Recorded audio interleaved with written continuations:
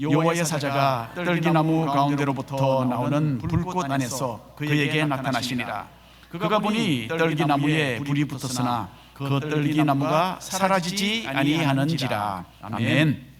오늘 만나주시는 하나님이라는 제목으로 함께 하나님의 말씀 생각해 보기를 원합니다. 우리가 살고 있는 오아후 섬 북쪽으로 가면 밀리나니가 나오죠. 밀리나니를 지나서 와이아와에 가면 거기에 돌 플랜테이션이 있습니다. 한 75년 전에는 과일을 파는 작은 상점이었는데 지금은 매년 100만 명이 찾아오는 유명한 관광지가 되었습니다. 여기에 가면 세계에서 제일 크다고 하는 미로가 있습니다. 돌 플랜테이션 미로는 면적이 3에이커이고 그 속에 꼬불꼬불한 길이 모두 합해서 2.5마일이나 된다고 합니다. 그래서 보통 한 1시간이 걸려야만 이 미로를 통과해서 나올 수 있다고 합니다. 저는 어디에 갇혀 있는 기분을 참 싫어합니다. 그래서 거기에 저는 들어가지 않았습니다. 하지만 여러 해 전에 우리 아이들이 어렸을 때에 저희 저와 아이들이 한번 이 미로에 들어갔다가 나왔습니다. 아이들은 미로 안에 들어가면 엄청나게 신나게 돌아다니죠.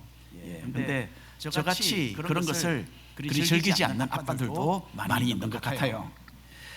한국에서 저희 차가 미로에서 아이들과 함께 다니다가 본 광경을 이야기해 주었습니다. 한국에서 가족과 함께 관광을 온 어느 아빠가 있었어요. 그 미로 속에서 방향을 잃고 이리저리 헤매고 있었던 것 같습니다. 그러다가 어느 지점에서 그 안에서 즐겁게 뛰어다니고 있는 자기 아이들을 만난 거예요. 이 아빠는 가족에게 화를 버럭 내면서 왜 이런 곳에 들어왔어? 이렇게 고생을 시키느냐? 그렇게 신경질을 내는 것을 보았다고 저희 차가 웃으면서 나중에 이야기를 해 주었습니다. 여러분, 저는 그 아빠의 마음을 이해할 수 있는 것 같아요. 미로 한가운데서 길을 잃고 서 있는 것 얼마나 짜증나는 일이겠습니까? 도대체 어디로 가야지 바깥으로 빠져나갈 수 있는지 그걸 모른다는 것 정말 까마득하고도 답답한 일일 것입니다. 저는 어릴 때에 종이에 그려져 있는 미로 퍼즐을 보면서 나가는 길을 찾는 것을 참 좋아했어요. 여러분들도 해보셨겠죠, 그렇죠? 그런데 돌 플랜테이션에 있는 미로는 종이에 그려져 있는 미로 퍼즐과는 다른 점이 있어요. 종이 퍼즐에 있는 그 미로는 전체가 다 한눈에 보입니다. 출구로부터 거꾸로 시작하면 금방 그 퍼즐을 풀어낼 수가 있죠. 하지만 돌 플랜테이션에 있는 미로는요, 입구로 들어가서 장시간 동안 헤매는 과정을 거쳐야만 출구로 빠져나올 수가 있습니다. 인생의 미로도 마찬가지겠죠. 우리는 인생 전체를 한꺼번에 볼 수 있는 그런 눈을 가지지 못했습니다. 예측할 수 없는 길을 우리는 하루씩 걸어가야만 합니다. 그리고 어떤 때에는 막다른 골목에 이르러서 막막한 시간을 보내기도 해요. 돌 플랜테이션 미로에서 헤매다가 신경질을 부렸던 그 아빠의 모습은 아주 쉽게 우리 자신들의 모습이 되기도 합니다. 출애굽기 3장을 넘겨보면 우리는 인생의 미로에서 막다른 골목에 와 있는 한 사람을 만납니다. 모세라는 사람입니다. 모세는 애굽에서 노예 생활을 하는 자기 민족을 구해내는 지도자의 역할을 한번 해보려다가 아주 보기 좋게 실패한 사람입니다. 그리고 애굽의 바로 왕이 주기로 했기 때문에 모세는 미디안 땅에서 운둔하며 광야의 생활을 하고 있었다라는 것을 우리가 지난주 말씀에서 함께 생각해 보았습니다.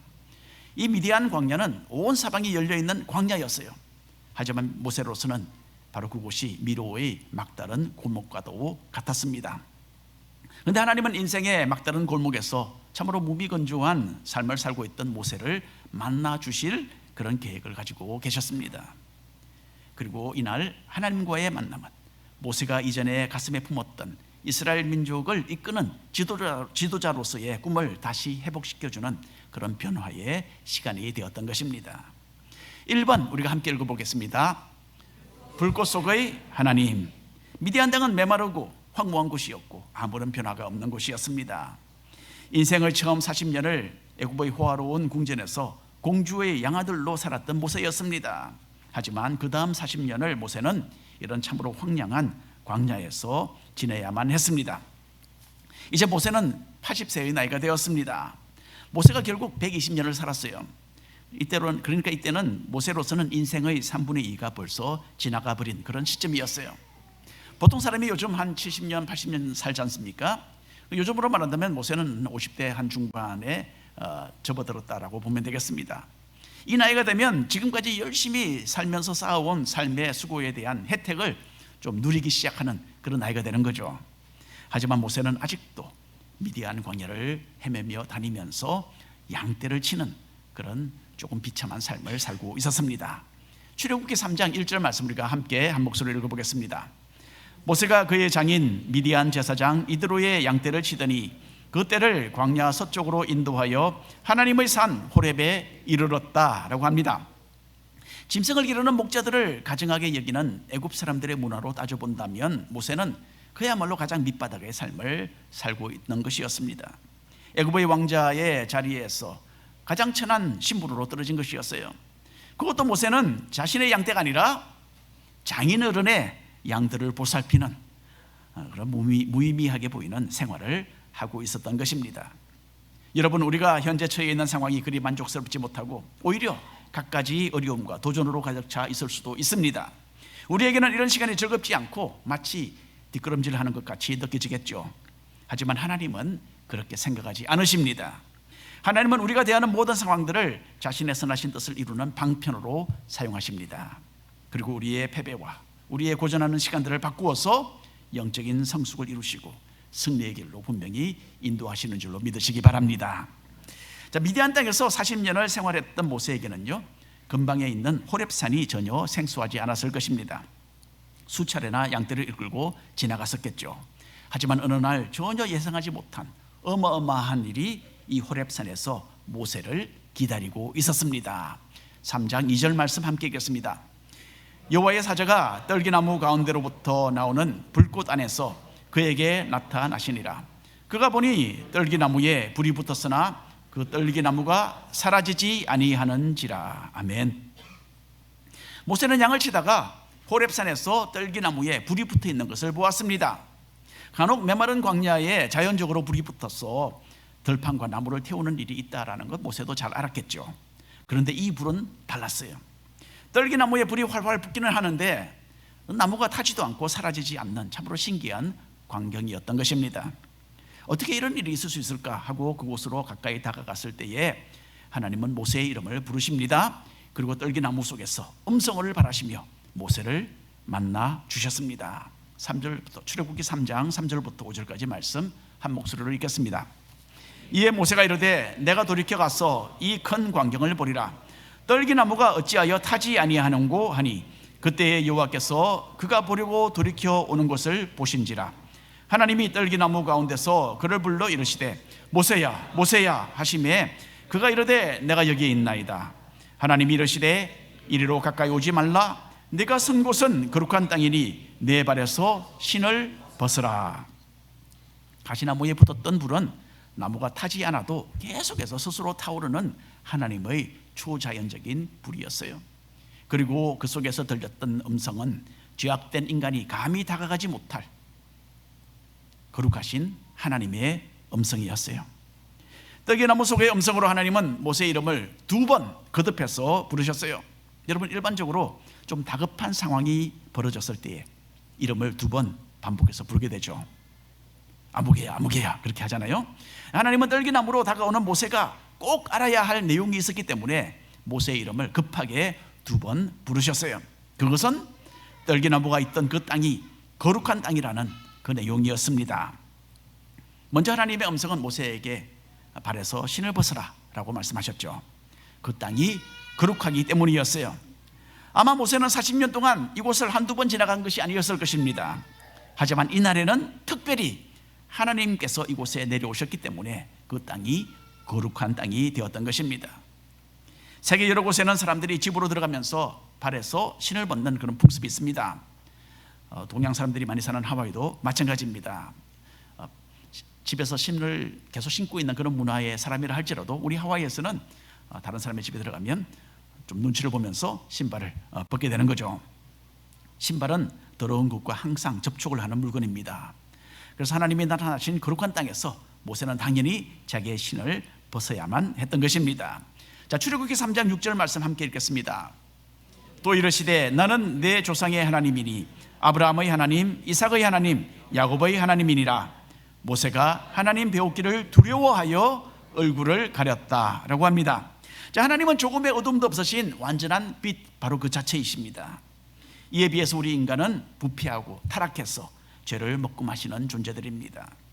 죄악된 인간이 거룩하신 하나님과 접촉을 하게 되면 죽을 수밖에 없어요.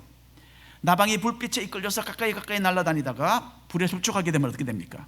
타서 죽게 되는 거죠. 그와 마찬가지입니다.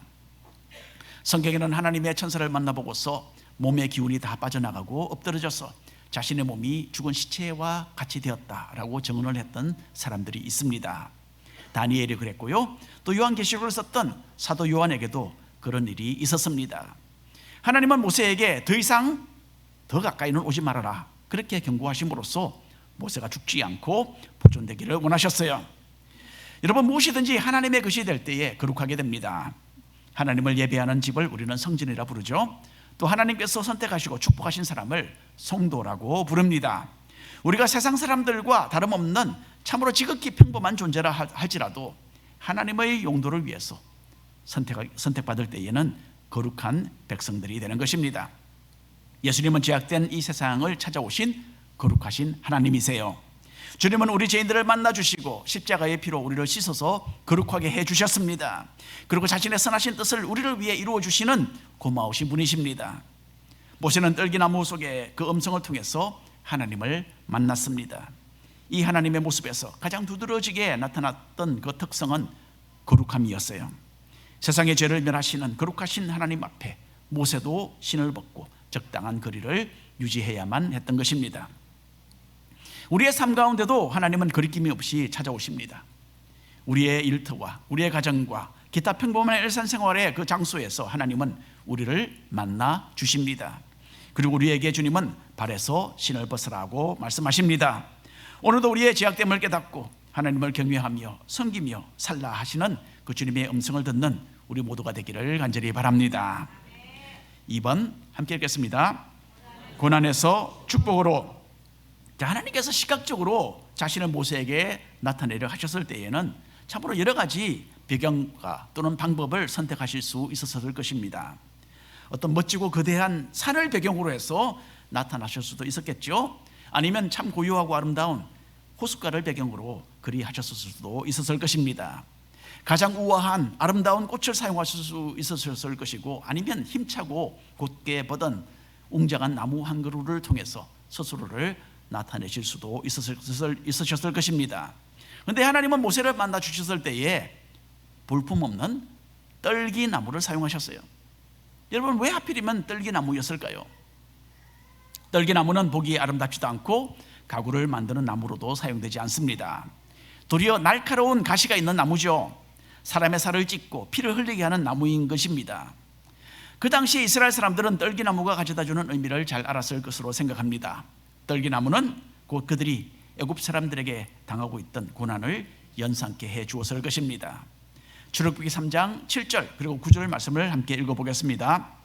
여호와께서 이르시되 내가 애굽에 있는 내 백성의 고통을 분명히 듣고 보고 그들이 그들의 감독자로 말미암아 부르짖음을 듣고 그 근심을 알고 이제 가라, 이스라엘 자손의 부르짖음이 내게 달하고 애굽 사람이 그들을 괴롭히는 학대도 내가 보았다라고 말씀하십니다. 하나님께서 떨기나무 속의 그 음성으로 모세를 만나신 것에는 크나큰 의미가 있었어요. 떨기나무는 이스라엘 백성들이 그 당시에 겪고 있던 고난을 잘 설명해 주었습니다. 그리고 하나님은 자신의 백성들이 당하던 그 고난 속에 함께 계시며 이제 그들을 축복하기 위하여 나타나신 분으로 여기에 스스로를 제시하고 계십니다. 자, 하나님은 거룩하시기 때문에 자신의 백성 이스라엘에게 애굽 사람들이 행하는 그 죄악을 지켜보고만 있을 수 없으셨던 거예요. 하나님은 애굽 사람들의 그 죄를 벌하시고 자신이 선택한 백성들을 구해내기를 원하셨던 것입니다. 또한 하나님은 거룩하시기 때문에 가나안 땅에 살던 민족들이 행하던 죄도 심판하셔야 했습니다. 그래서 이스라엘 백성들을 거기로 보내시고 이스라엘 백성들을 통하여 가나안 민족들을 진멸하시고 그 땅을 이스라엘 백성들이 대신 차지하도록 하실 이 모든 계획을 가지고 계셨습니다. 자, 8절 말씀 우리가 함께 읽어보겠습니다. 내가 내려가서 그들을 애굽인의 손에서 건져내고 그들을 그 땅에서 인도하여 아름답고 광대한 땅, 젖과 꿀이 흐르는 땅, 곧 가나안 족속, 헷 족속, 아모리 족속, 브리스 족속, 히위 족속, 여부스 족속의 지방에 데려가려 하노라. 아멘. 떨기나무 속의 하나님은 이스라엘 민족의 조상들에게 하신 그 약속을 지키시는 신실하신 하나님이셨어요. 아브라함과 이삭과 야곱에게 가나안 땅을 주기로 약속하신 그 하나님은 이제 한 400여 년이 지난 후에 그 자손들에게 자신의 그 언약을 이루어 주실 그 계획을 지금 드러내어 주고 계십니다. 그래서 젖과 꿀이 흐르는 땅을 내가 너희를 위해서 주겠다라고 하셨어요. 여러분, 한국 사람들은 농사가 잘 되는 땅을 뭐라고 부릅니까? 기름진 땅이라 부르죠. 기름진 땅. 그런데 기름진 땅이라 해서 그 땅에서 실제로 참기름이 흘러나온다는 건 아니죠, 그렇죠? 예. 마찬가지입니다. 하나님은 가나안 땅을 젖과 꿀이 흐르는 땅이라고 여기서 표현하고 계세요. 목축업을 한번 연상해 보시면 되겠습니다. 실제로 이스라엘 땅에서 젖과 꿀이 흘러나온다는 뜻은 아니고요, 그만큼 자기의 백성을 위해서 예비하신 그 땅이 기름지고 풍성한 그런 목축업에 또 합당하고 그런 축복의 땅인 것을 말씀하고 계시는 것입니다. 자, 하나님은 애굽 나라에서 참으로 말 수 없는 고통 가운데 있는 자신의 백성들과 함께 계셨던 분이세요. 그리고 이제는 때가 되어서 그들의 고난을 축복으로 바꿔주시고 노예 생활에서 해방시켜 주시고 축복의 땅을 소유하도록 모든 일을 진행하고 계셨습니다. 여러분, 이 떨기나무 속의 하나님은 또한 우리의 하나님이십니다. 우리가 겪고 있는 질병과 수고와 각종 어려움에서 멀리 계시는 분이 결코 아니십니다. 하나님은 우리가 가장 고통스러울 때에 우리를 만나주시고 우리를 위로하시고 또한 이기도록 도와주시는 고마우신 분이십니다. 이와 같이 예수님께서는 죄의 사슬에 매여서 죽음의 길을 가고 있던 우리를 만나주기 위해서 이 땅에 내려오셨어요. 그리고 주님은 십자가를 통해서 우리가 받아야 했던 그 형벌 대신 받아주셨습니다. 머리에 가시관을 쓰고 십자가에 달려 죽으신 주님은 우리 죄인들을 찾아와서 만나주신 바로 이 떨기나무 속의 하나님이십니다. 어려운 시간 속에서도 늘 우리와 함께 하시는 그 하나님을 기억하시기를 바랍니다. 그리고 하나님의 정하신 때에 이 모든 고난을 축복으로 바꿔주시는 그 신실하신 하나님만을 바라보시면서 믿음과 용기로 전진해 나가시는 믿음의 승리자들이 되시기를 바랍니다. 3번 함께 읽겠습니다. 회복의 하나님. 하나님은 떨기나무 속의 음성으로서 모세에게 중대한 임무를 부여해 주셨습니다. 모세가 민족의 지도자가 되어서 백성들을 이끌어가게 될 것이라는 말씀이었어요. 하나님은 애굽에서 노예 생활로 신음하고 있는 이스라엘 백성들을 해방시키고 젖과 꿀이 흐르는 가나안 땅으로 그들을 인도하시려는 이 일을 모두 모세에게 맡기셨습니다. 자, 10절 말씀 함께 읽겠습니다. 이제 내가 너를 바로에게 보내어 너에게 내 백성 이스라엘 자손을 애굽에서 인도하여 내게 하리라. 여러분, 이것은 이전에 모세가 가슴에 품었던 적이 있었던 꿈이었죠. 모세는 태어날 때부터 하나님께서 가슴 마음속 깊은 곳에 심어주신 그 어떤 소명감이 있었을 것입니다. 하지만 40세의 나이에 모세는 자기 자신의 능력을 믿고 지도자가 되려 했습니다. 그러다가 충동적인 결정을 내렸고 애굽 사람을 죽였고 결국 그 모든 일에 실패하고 말았습니다. 그리고 그 후에 40년의 광야 생활을 하면서 모세가 가지고 있었던 이 꿈은 까마득하게 사라져버린 그런 상태였을 것입니다. 하지만 이제 하나님께서는 모세의 이 깨어지고 가루가 되고 없어져 버린 꿈을 다시 회복시켜 주고자 하셨습니다. 그런데 모세에게는 하나님의 이 말씀이 크나큰 부담으로만 다가왔습니다. 이미 쓰라린 실패자의 그 경험을 한번 해보았기 때문에 솔직히 말해서 다시는 생각도 하고 싶지 않은 그런 역할이었던 것입니다. 저는 14살 되던 여름에 방학이 되어서 호놀룰루 집을 떠나서 큰 섬 힐로에 있는 이모댁에 갔습니다. 여러분 생각해 보십시오. 14살 소년이 다른 곳을 처음 가본 거예요, 그렇죠? 새로운 곳이라는 그 생각에서 잔뜩 기대를 하고 가보았는데 여러분 힐로 가보셨나요? 시골입니다, 상당히. 그래서 저는 많이 실망을 했어요. 그런데 힐로에는 올림픽 경기를 할 정도 사이즈가 되는 큰 실내 수영장이 하나 있습니다. 저는 어린 시절에 물을 너무너무 좋아했어요.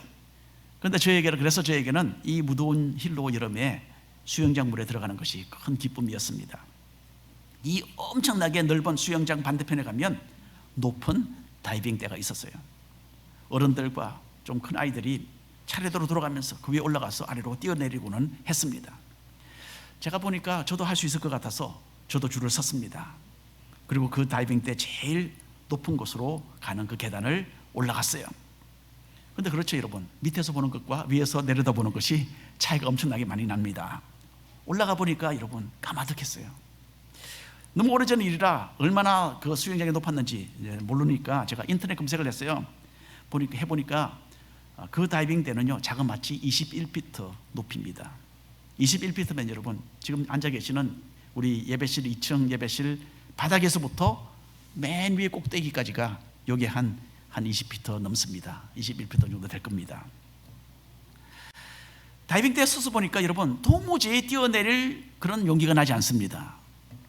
후들거리는 저의 다리를 진정시키면서 제가 뒤돌아봤어요. 보니까 다른 사람들이 다 나를 주시하면서 제가 뛰어내리기를 기다리고 있는 거예요. 자기들의 차례가 돼야 되니까. 그렇죠? 그리고 너무 좁은 공간이었어요. 그 사람들을 비켜가서 제가 다이빙대 아래로 걸어 내려가는 것이 불가능했습니다. 그 다이빙대에서 내려가는 길은요 오로지 하나, 그 물로 뛰어내리는 거였어요. 뛰어내려야만 하는구나. 근데 어릴 때는 제가 또 그래도 좀 겁이 없었던 것 같아요. 뭐 이왕 다이빙 할 바에야 동네 아이들처럼 그렇게 멋없이 발로 그냥 뛰어내리는 거는 내가 하기를 원하지 않았어요. 그래도 좀 멋지게 내려야죠. 그렇죠? 그래서 그건 다이빙이 아니고 그냥 떨어지는 거니까 나는 그래도 손을 좀 뻗치고 머리로 해서 아래로 떨어지는 멋진 그 다이빙을 한번 시도해 보기로 마음을 먹었습니다. 제가 다이빙 때 끝까지 갔어요. 걸어가서 아래로 까마득하게 보이는 그 물을 내려다 보았습니다. 그리고는 용기를 내서 다이빙을 했어요. 여러분, 머리를 아래로 해서 손은 뻗어서 쫙 모았습니다. 이렇게 멋지게 물로 탁 떨어지려고 했는데 그렇게 하지 못했어요. 여러분, 다이빙 할 때 그 배치기라는 게 있습니다. 잘못해서 배로 배를 수면에 치면서 떨어지는 거죠. 되게 아픕니다. 근데 저는 배치기는 하지 않았어요. 좀 다른 것을 했는데 다이빙 때에서 몸을 던져서 아래로 머리를 향하도록 했는데 뜻밖에도 몸이 좀 더 많이 돌아갔어요. 그래서 머리로 떨어져야 되는데 회전이 되어서 등으로 떨어졌어요. 배치기가 아니라 등치기입니다. 예. 수면에 착륙하면서 여러분 철썩하는 그런 소리가 제 귀에 탁 들렸어요. 그리고는 막 등이 갈라지듯이 아파왔습니다. 아유, 나는 이제 죽었구나, 그렇게 생각을 했어요. 그래서 물속에서 제가 힘을 잃고 좀 가만히 있었습니다. 그 속에서.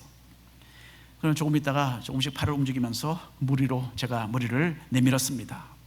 어떤 로컬 아저씨가 막 수영을 해서 제게 오더군요. 그래서 웃으면서 너 괜찮냐?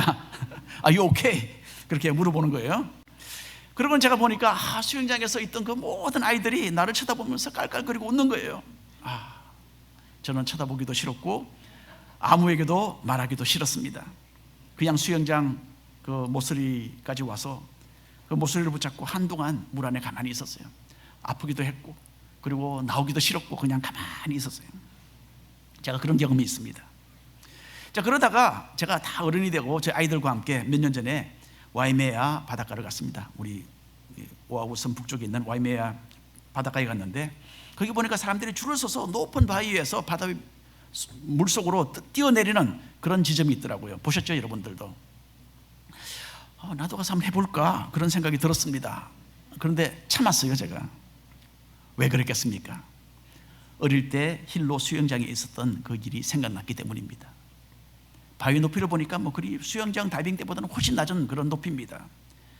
하지만 한번 실패해서 그 끔찍한 경험을 해보았기 때문에 제가 다시 해볼 수 있는 그런 용기가 나지 않더군요. 저는 모세를 생각할 때에 아마도 모세도 그러지 않았을까 생각을 합니다. 한번 배워본 경험이 있었습니다. 모세는 이전에 모세는 민족의 지도자가 되어서 사람을 이끌어 보려고 시도를 해보았다가 실패하고 말았어요.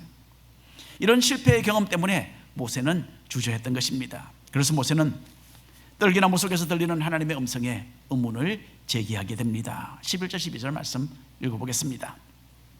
모세가 하나님께 아뢰 때 내가 누구에게 바로에게 가며 이스라엘 자손을 애굽에서 인도하여 내리이까? 하나님이 이르시되 내가 반드시 너와 함께 있으리라. 내가 그 백성을 애굽에서 인도하여 낸 후에 너희가 이 산에서 하나님을 섬기리니 이것이 내가 너를 보낸 증거니라. 모세는 나는 바로왕에게 가서 설 수 있는 사람이 되지도 못하고 이스라엘 백성을 애굽에서 해방시키든지 또는 이끌어낼 수 있는 그런 지도자가 되지 못하는 사람입니다.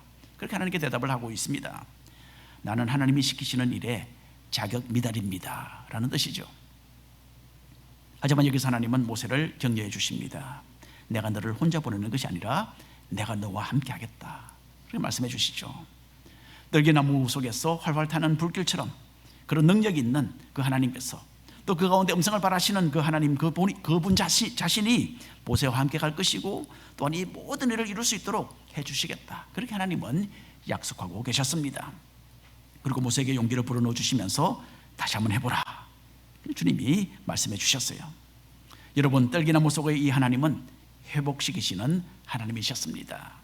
하나님은 모세에게 너는 너 자신의 능력을 의지하면 실패할 수밖에 없다, 하지만 나를 의지하며 나아갈 때는 분명히 성공할 것이다 라는 이 사실을 깨우쳐 주고자 하셨습니다. 그리고 하나님은 자신이 분명히 모세를 지도자로 세운다라는 그 증거를 하나 제시해 주셨어요. 너는 지도자로서 성공할 거야, 그 증거가 하나 있다라고 말씀하시는데 무엇입니까? 네가 백성들을 이끌고 바로 이 산에 도착해서 나에게 예배를 할 것이다, 그렇게 말씀하셨어요. 증거라도 참 특별한 증거죠, 그렇죠? 여러분, 무엇을 증명한다 그러면 당장 눈앞에 어떤 것을 제시하는 것이 증거 아닙니까? 그런데 하나님은 현재의 일이 아니라 장래의 일을 여기 말씀하시면서 그것을 증거로 내세우고 계십니다. 무슨 뜻이겠습니까?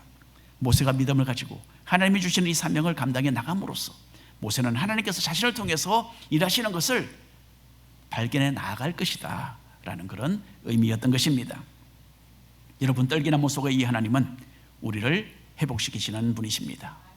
모세처럼 우리도 기대에 미치지 못하는 삶을 어쩌면 살았는지 모릅니다. 또 우리는 크나큰 실패를 경험했을 수도 있습니다. 하지만 주님은 과거의 경험 때문에 우리가 느끼고 있는 그런 패배감과 아픔의 감옥에서 자유롭게 하시고 우리를 하나님의 사람이요 또 하나님의 목적을 이루는 일꾼으로 회복시키시기를 원하고 계십니다. 그리고 이 회복의 방법으로서 하나님은 내가 너와 함께 하겠다라고 약속하시면서 그 사실을 믿고 전진하라 라고 말씀해 주고 계십니다.